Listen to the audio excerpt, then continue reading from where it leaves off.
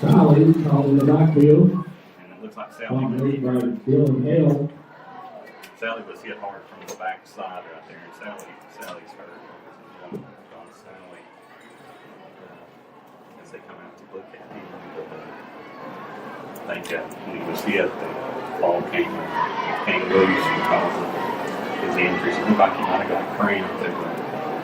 So the wind knocked that out of him. Joe, you worked with training and football like that. I mean, to me, it looks like cramps and everything. But yeah, they've got him stretched out there. Yeah, early in the season, just a little bit dehydrated. Again, it is warm, humid night. As he jumps up there now, so he's trotting off the field. But, he got hit hard out there. got hit and wrapped up underneath. Yeah, he didn't really have a chance to even set that time. So it's going to be 4th down and 16. Fourth down and 16. 5:52 to go here in the third quarter. Again, Vermillion will be punting. Vermillion has done a great job again tonight punting for Gate City. Punting again from his own end zone, but he's done a good job with that so far tonight. Well, and like last week, there was a few that was bobbled and threw and snapped low, and they've at least been to him, and he's been able to get them off without any kind of trouble with the exchange. So that's good to see. And again, you see that kind of improvement over week 1 to week 2. But I'm not for sure though if the regular snapper is in the ballgame though. I'm not sure either. They were talking last week that they had a new long snapper that had never snapped before. So I'm not sure. It's hard to tell. They actually just switched snappers. So it's got a backup snapper in there because the normal snapper, I believe, it was a good snap. We'll talk about it here in a second. Great kick. It's going to be a fair catch. No, he's going to let the ball bounce. It's going to bounce right at midfield. What a punt that was, Joe. He was in his end zone right there. The ball went there. Way back at the 25-yard line. So we'll see what that was. But what I was getting ready to say on that play right there, it looks like Sally's been the one snapping because he had to go out because of the timeout. And they brought in, I think, John Hutchins, possibly or Zach Hammond's one. It's going to be a personal foul right there, the penalty that you were talking about. Yeah. Unsportsmanlike conduct, and again, a little bit of chippiness, a little bit of talking in between the plays, and again, as that ball was being down, apparently something was said right in front of a referee. So again, that's the third person. I think it's the third unsportsmanlike conduct. Yep. All on Abingdon tonight. 6 penalties, 3 of them have been unsportsmanlike conduct. Two in this quarter. So coaches are not going to be happy about that. So talking about flipping the field, it didn't end up as bad as it could have been. So it's going to be having the ball at their own 36-yard line. So we went from our own end zone to their 36. So that's not bad.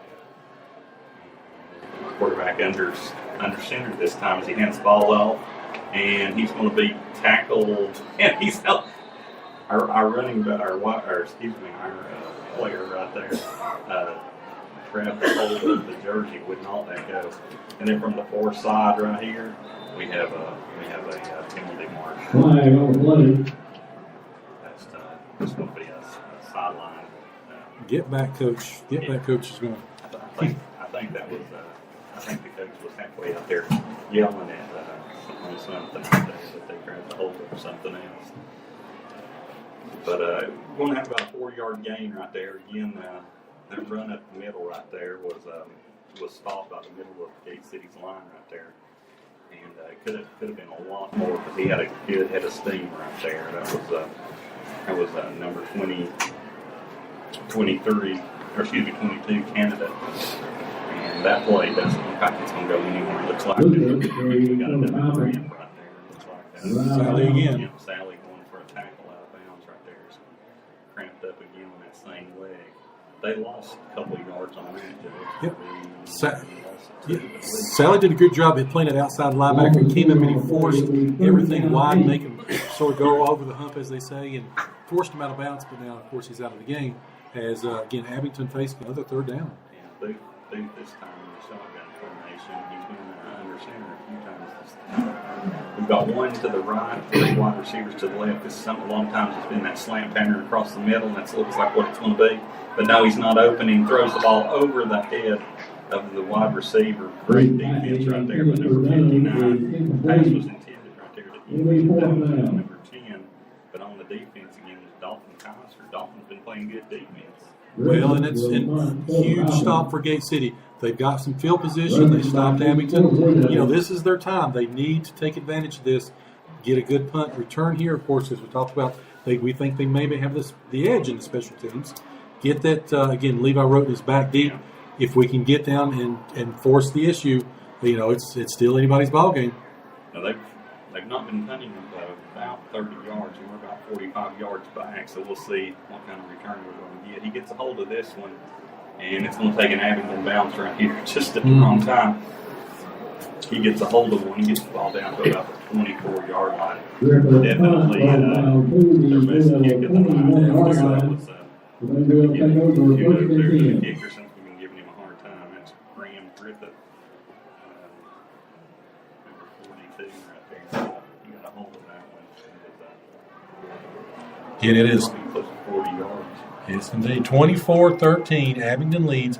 4:53 left here in the third quarter, and it's time to put together that drive like we had in the first half to be able to just get your 4 yards, 5 yards, eat the clock up. Let's take the rest of the third quarter and win the next 4 minutes. Yeah, watching Sally run out there, he's still limping right there. You can tell the effects of that cramp still bothering him, and they realize that. A fumble on the play, and it's going to be recovered by Abingdon. Third turnover of the night. Second.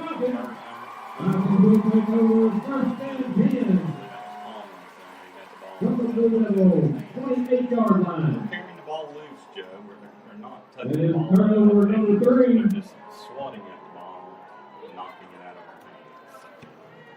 And you can't do that with a good football team here. Again, giving Abingdon the ball on the the 28-yard line. It's going to be first and 10. Abingdon, as they start running the ball, this is going to be into the end zone. Nobody touched him, ladies and gentlemen. That was a 28 yards and 6 points for Abingdon.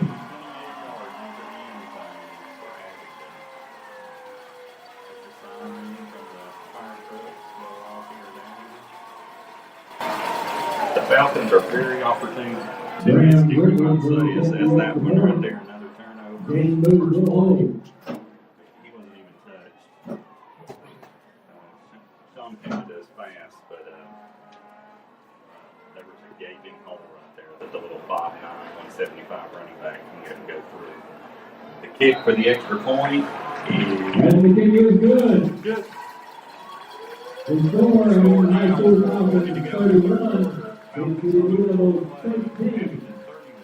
And with that third turnover, we're asking the Abingdon community to donate 1 non-perishable food item at the next home game. That'll be 3 non-perishable food items now. Tracing the roots all the way back to 1962, Weber City Drug is your locally owned pharmacy that offers personal customer service to the entire family. They strive to meet your prescription and over-the-counter needs and accept most insurance plans. They're located in Weber City across from Roberts Tire, so give them a call today at 276-386-3482. Again, that's 276-386-3482. You can also go online at wcdrugcenter.com, and they're also on Facebook, and they're open 6 days a week.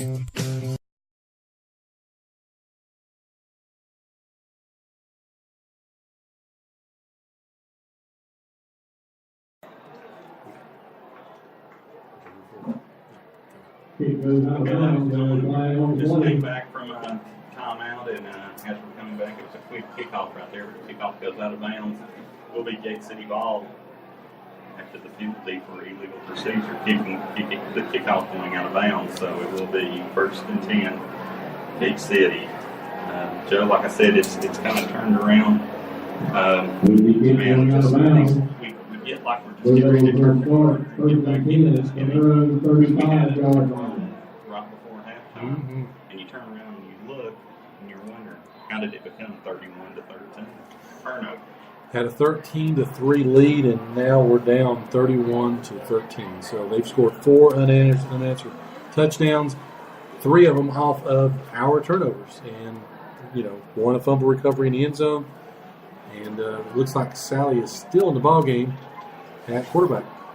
Sally under center, like I said, he was limping earlier. It's that calf that keeps cramping up on him right now. And that's Reed right there who takes the ball for little to no gain. He may have lost the yard right there. For the Blue Devils, ball made by number 35, Tyler Baird. Pretty much second and 10, second and 1 11. on the play, it'll be second down 11. From the 34. Ball is at the Blue Devils 34.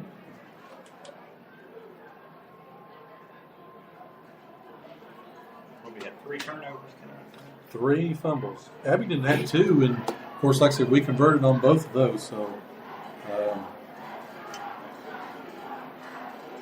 We got Sally looking. Sally's on a run. Sally gets a few yards right there before he's tackled by his shoestrings right there. Sally, Good hustle right there. His ball is on the 40-yard line right there. Big bum leg right there. Carl Mullen, He's doing what he can out there right now. There's a marker out there. Let's see what it is.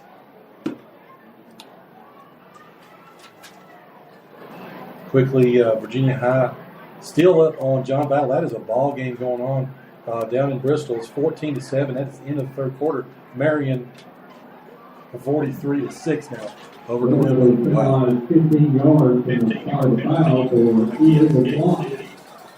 Personal foul, and they did it from the squat instead of from the end of the play right there. So that takes the ball all the way down to the 17-yard line. So it's second and 28. At the Martha Washington Inn down here on the street. It's like. It's second and 28 again. Sally under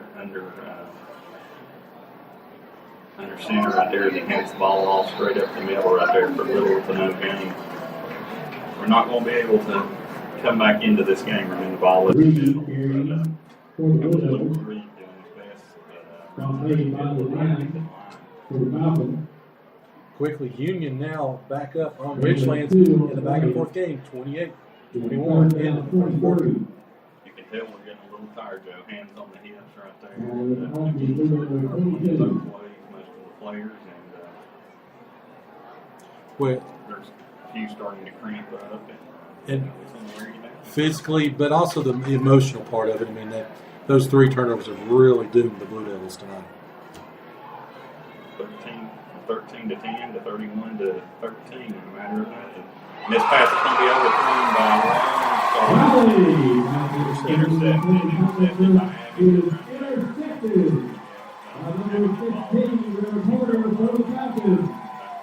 Hopkins will take over first and 10.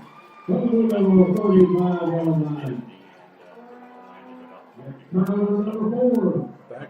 We just kind of threw that ball up, Joe. Yeah, but, well, it's third forever.